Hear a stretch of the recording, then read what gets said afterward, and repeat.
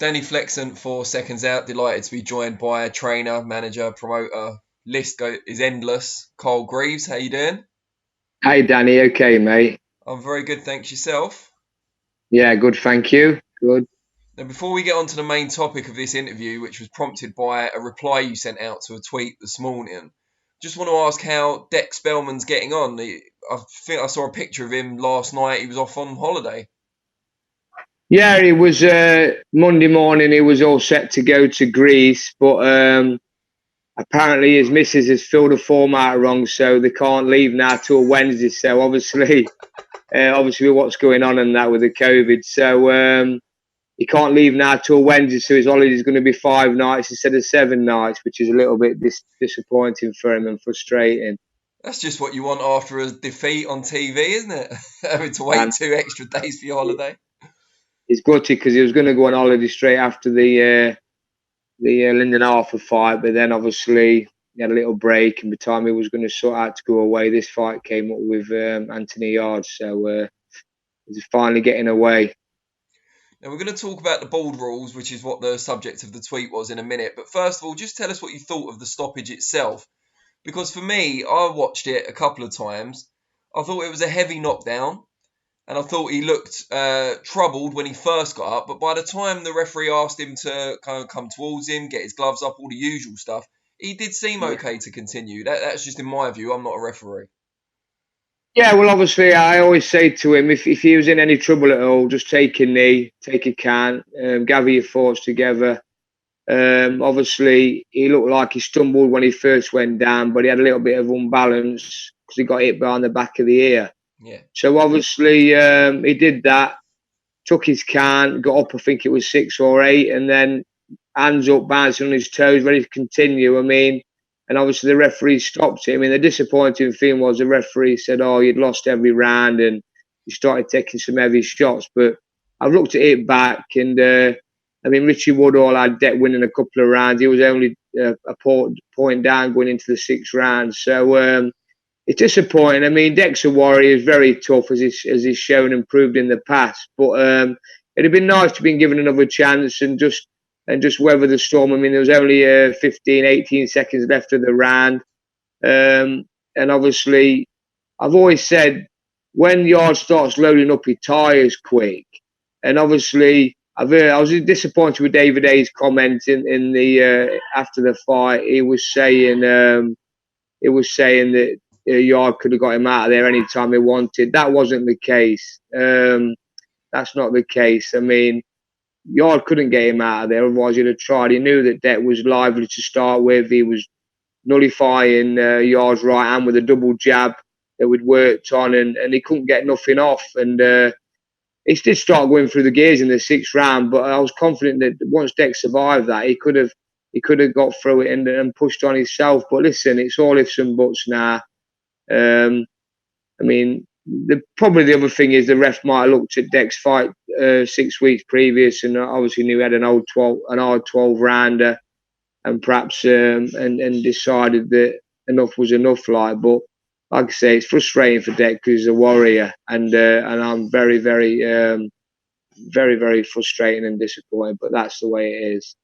Now, let's give people some context about the exchange from this morning. I woke up to see a deluge of notifications. I thought suddenly my Twitter had become a lot more popular, but it was your reply that was getting all the praise. So basically, Dillian Whyte lost to Alexander Povetkin, very heavy defeat on August the 22nd. And it's going to be announced, we believe, later today that the rematch is on with Povetkin. No big shock there.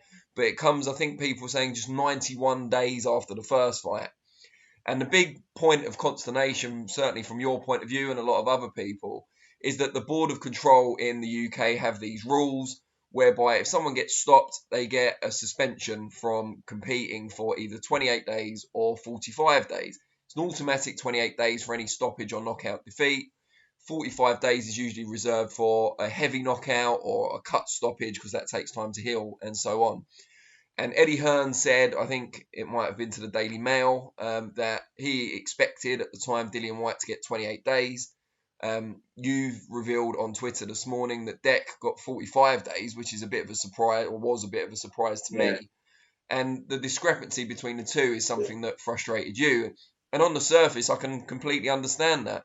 So just tell us a little bit, first of all, about that board rule, because what I'm not sure about, and I'm sure you'll know, the 28 or 45-day suspension, does that apply to just competing or training or sparring specifically? What's the rule there?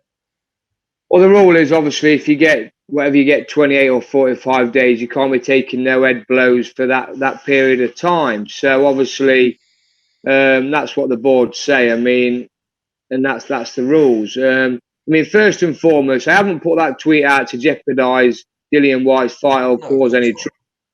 I mean, it's just the consistency or inconsistency of what's happening.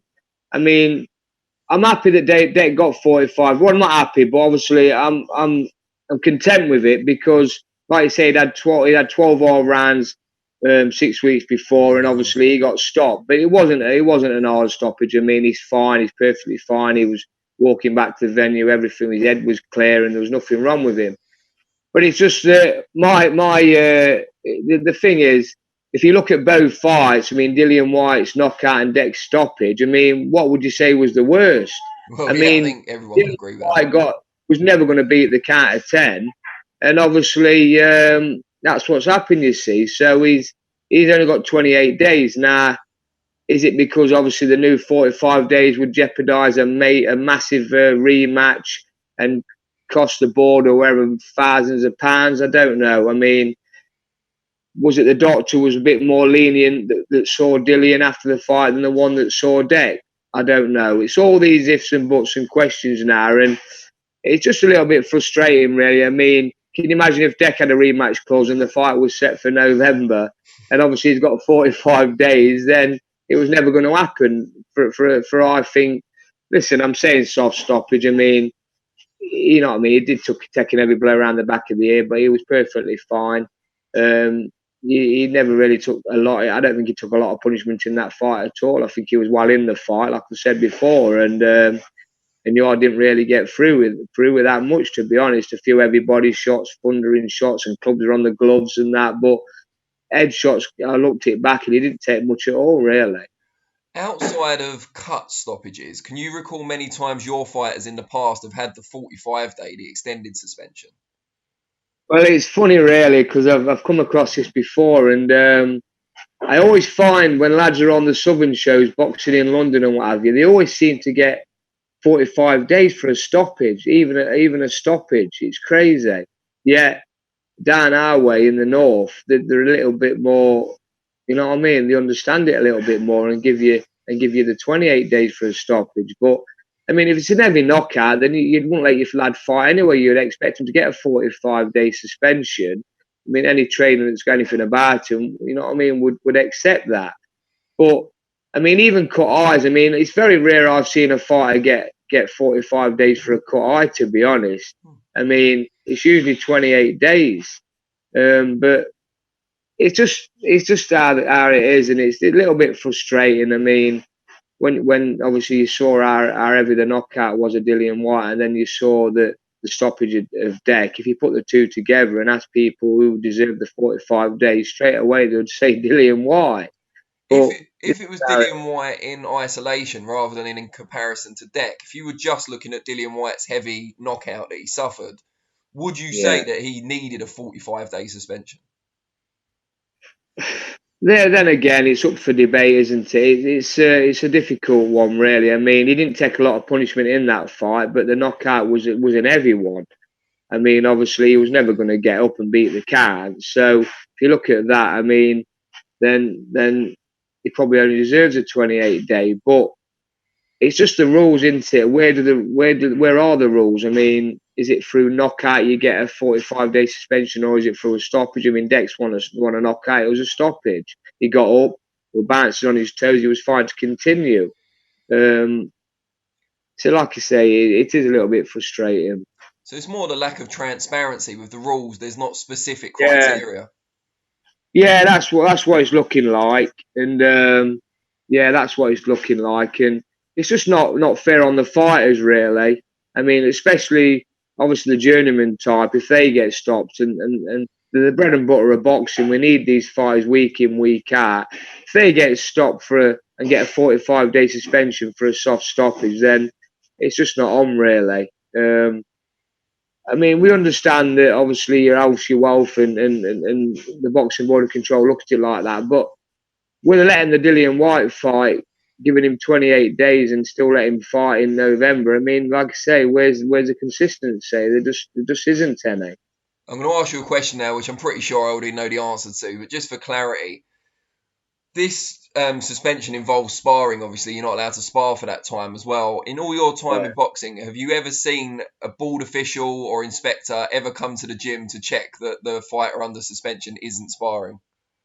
No, never. No, never. So it's open to abuse, that rule, anyway, because, you know, as a responsible trainer, you wouldn't want your fighter sparring within that period. However, it must happen if you've got an offer of big money fight coming up or whatever. Yeah, of course it does. I mean, you know your fighter better than anybody, and if you think that he's not ready for sparring or any physical activity like that, then you just wouldn't do it anyway. But I mean, if you think that the fight is fine and he's clear and everything and he's ready to go, then you're going to let him spar, aren't you? I mean, like you say, it's up for debate again. And just before we let you go, we talked about Dec, obviously. You've got other fighters under your banner, most notably Sam Bowen, former British champion. We haven't heard much from Sam in a long time since he lost that British title. We've obviously had the pandemic then intervene. How's he getting on? And, you know, is his enthusiasm still there? Is he eager to get back? Well, to be honest with you, he's going to move up to lightweight. I've not been offered one fight for him at lightweight. He's ticking over. He lives in Nuneaton. He's got his own gym. He's got a gym amateur club down there that he goes to. I've not seen a lot of him, to be honest with you, since his fight. But I know he's a fitness fanatic, Sam. I mean, he's actually in training now for the London Marathon, the virtual one. So he's in training for that, and he's a very, very good runner. His times if you saw his times, you'd be astonished. You know what I mean? But yeah, I mean, like I say, he's a fitness fanatic. He's waiting on the call, but the longer it's dragging on, the more he's going to lose interest. I mean, it's just a shame, really, because he's such a talent, and he won the British title. I mean, he was weight weakened when he won the British title, to be honest. I mean, he beat Maxi Hughes easy, convincingly. Really, dropped him twice, stopped him, never lost a round. I mean, I know Maxi was saying he felt weight weakened as well, but I know the trouble that Sam was having making the weight, but. I have said in the past, Sam don't walk around heavy. This is a frustrating thing. There's bigger super featherweights out there walking around wise, but he's got such low body fat. And when he starts, that last 5 pounds just murdered for him. And when he starts eating into your muscles, you just can't perform. And that's what finally caught up with him with the Kakachi fight. I mean, Kakachi was a good fighter, a step up. And he just couldn't perform. I mean, I've watched it back. There was not a lot in the fight, to be honest. Very close. The eye-catching shots from distance come from Kakachi, but Sam was working inside, chipping away. Kakachi was holding all the time and was nullifying what Sam wanted to do.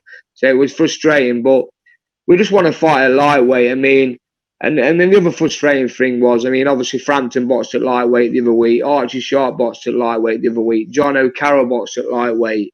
Not one phone call for anybody to box Sam. I mean, they know he's a dangerous fighter in that, and I know they was just looking at tick over fights. But I mean, he's beat Maxi Hughes. Maxi Hughes has gone and beat John O'Carroll. Now Maxi's got a big fight in Dubai. It's just funny how the game turns out, really. I mean, listen, full credit to Max. He's a great kid and deserves it.